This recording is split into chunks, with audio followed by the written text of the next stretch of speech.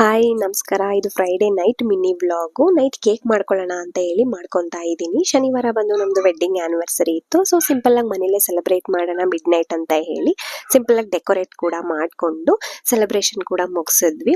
ಇದು 4th year wedding anniversary ನಮ್ದು. But Shashi ಅವ್ರ ಮನೇಲಿ ಇದು ಫಸ್ಟ್ ಇಯರ್ ನಾವು ಸೆಲೆಬ್ರೇಟ್ ಮಾಡ್ತಿರೋದು. 3 ವರ್ಷ ಕೂಡ ನಾನು ಅಮ್ಮ ಮನೆಯಲ್ಲೇ ಇದ್ದೆ, ಹಂಗಾಗಿ ಇದು ಫಸ್ಟ್ ಇಯರ್ ಇಲ್ಲಿ ಸೆಲೆಬ್ರೇಟ್ ಮಾಡ್ತಿರೋದು.